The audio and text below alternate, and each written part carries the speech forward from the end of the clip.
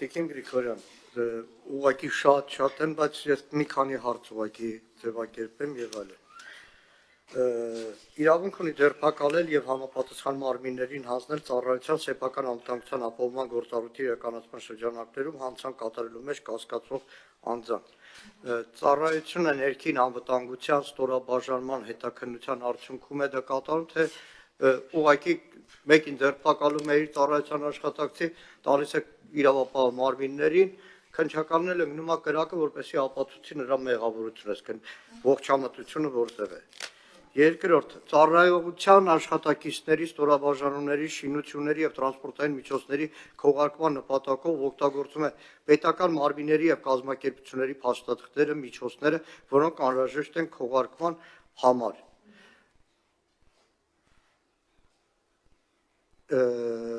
Ընդ որում այդ մարմինը պատասխան այստեղ ողջամտության սահմանը որտեղ է։ Ծառայությունը ինչ սահմանափակում ունի, պայմանական ասեմ, Հայաստանի բոլոր համայնքների ենթադրենք ավականու անդամի վկայականը չգործարկելու, դեռ չեմ ասում պաշտպանության նախարարություն եւ այլ գերատեսչություններ։ Զենք կրելը, զենքի գործածումը դա վերաբերում է միայն ծառայության տարածքում անվտանգային, ոնց որ հատուկ միջոցների դեպքում անվտանգային նկատառումներով, որտեղ ծառայության ֆունկցիան ավելի շատ արտաքին ճակատն է եւ հատուկ այսպես ծանրանալ զենքի կրման, զենքի օգտագործման, կիրառման, պատասխանատվության վրա Հայաստանի Հանրապետության տարածքում բացի ծառայության ներքին անվտանգության, շենքային եւ այլ անվտանգության միջոցառումներից, ել որտեղ է առաջ գալու այդ անհրաժեշտությունը։ Որտեղ։ Այդ հակահետախուզություն կա, չէ՞ կարծեմ։ Հակահետախուզություն չէ՞ կարծեմ։ Մի շատ կարևոր հարց։ Ատեստավորումը ըստ արտաքին հետախուզական ծառայության։ Դա վերաբերում է լոկ մասնագիտական չափորոշիչներին առաջխաղացմանը, թե ատեստացիայի արդյունքում նաև աշխատավարձի փոփոխությունը նախատեսվում։ Ու վերջապես այս գաղտնալսումների հարցը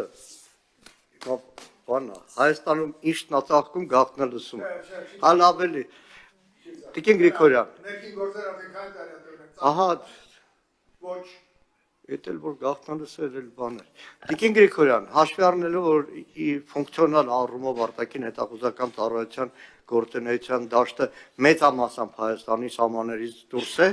եւ հաշվի առնելով, որ որքանով է տրամաբանական հավելյալ հսկայական ռեսուրսներ, ֆինանսական ռեսուրսներ կիրառել, նոր մի գաղտնալսող համակարգել արտաքին հետախուզական ծառայության համակարգում ձևավորելու արդյոք նպատակարար չէր ուղղակի սահմանափակվել ներկայիս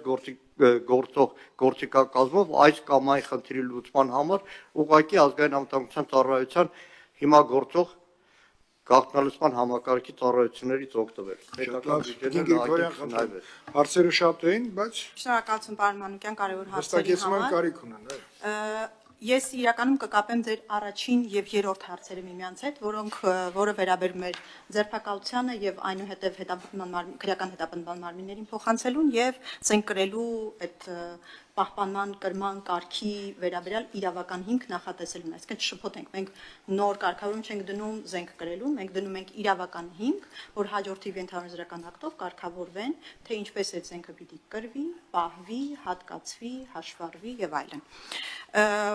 Ձեր հարցի ուղիղ պատասխանն է ձերբակալության մասով էլ զենքի մասով էլ տարածք մեր ենթակառուցվածքների, ծառայության ենթակառուցվածքների ֆիզիկական անվտանգության ապահովմանն է վերաբերվում միայն։ Այսինքն, երբ ունենք հակաօրինական ներխուժման ռիսկ, ներխուժման վտանգ ծառայության հատուկ պահպանվող տարածք, իսկ ինչպես գիտեք, օրենսդրությամբ ծառայությունը ինքնուրույնաբար է ապահովում իր ենթակառուցվածքների ֆիզիկական անվտանգությունը այդ թվում, հետևաբար այս լրացման անհրաժեշտությունն է, որ մենք որպես իրավական պետություն շատ հստակ ընթացակարգեր ունենանք եւ օրինակ իրավիճակ պատկերացնենք, երբ ծառայության ենթակառուցվածքների կառուցվածք կամ տարածք, փորձում են մուտք գործել կամ ոտնձգել որևէ անձ, եւ այդ անձին ազատությունից զրկելու որևէ մի վարքյան չլինի օրենքին հակասող։ Խոսքը դրա մասին է միայն։ Քողարկման համար ուզում եմ երկրորդ հարցը ձեր վերաբերում էր նրան, թե որոնք են սահմանները,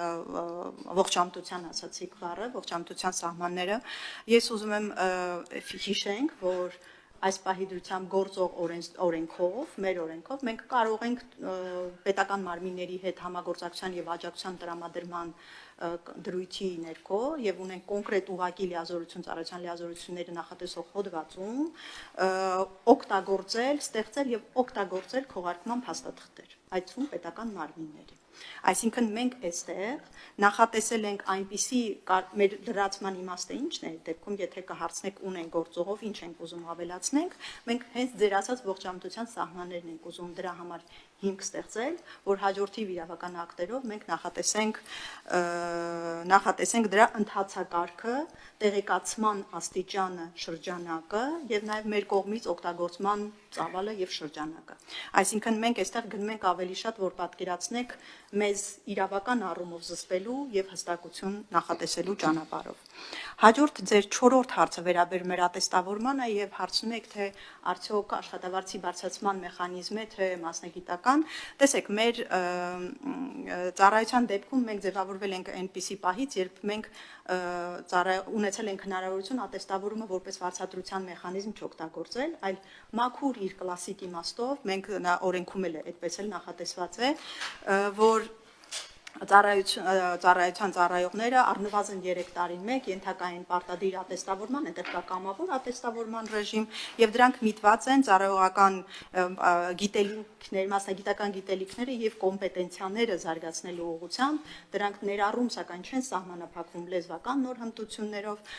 դրա հետևանքը, որպես այդպիսին բացի են, որ վալիդացիայից 3 տարին մեկ ծառայողը ինչ որ մեր ստանդարտին շարունակում է համապատասխանել կամ առաջադիմել է, հանգեցնում է օրինակ որոշ ենթահարցական ակտ կա, որը գաղտնիության ռեժիմ ունի, բայց ընդհանուր առմամբ որպեսզի պատկերացում կազմեք, ասենք 1-ից 2% վարձատրության ավելացում է, որը օրինակ, չգիտեմ, էքստրա լեզու է սովորել եւ այլն։ Այս տեսակ փոփոխություններին է վերաբերում։ Ձեր 5-րդ հարցը վերաբերում էր թվային վերահսկողությանը, հեռախոսային թվային վերահսկողությանը, այս մասով ասեմ, որ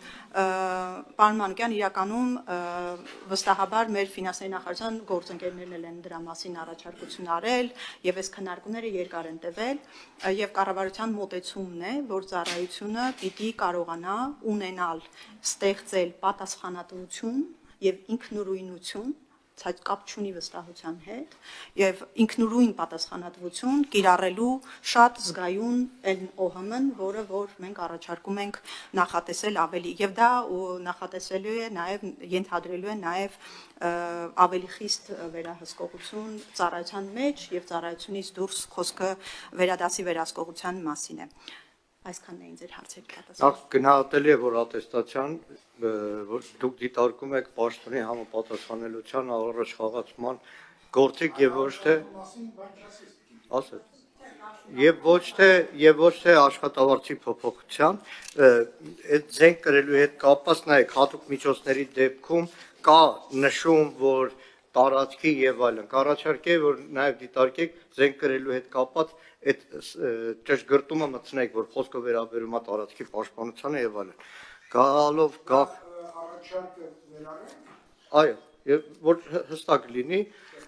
գալով 24 ժամյա ռեժիմին մենք միշտ դեմ ենք եղել, հատկապես այդ ձևի ծավալուն փաստաթղթը 24 ժամյա ռեժիմով քննարկելուն դեմ ենք եւ վերջապես գաղտնալսումների մասին երեք գլխավոր դատախազին այստեղ առիթ եմ ունեցել ասելու, որ գաղտնալսումները երբեմն քաղաքական նպատակարարության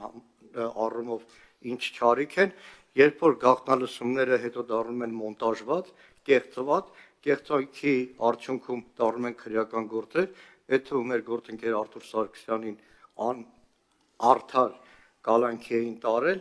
մենք էլ ներողություն պետք է խնդրենք, շտապում ենք իր դատին, դրա համար կիսաթողնենք նիստը։ Պարոն Մարուկյան, մինչև ձեր գնալը ես կուզեի, որ վերջի ձեր հնչեցրած տեսակետից դատախազության վերահսկողությունը շատ կարևորելով, ես կարծում եմ, որ գաղտնալսման հնարավոր չարաշահումներ հենց դատախազության ֆունկցիաները պետք է լինի, որպեսզի նման բաները բացառվեն նախ առաջին հերթին դա։ եւ մենք ըմբռնվող ենք մոտենում։ Ստեսուն ձեզ։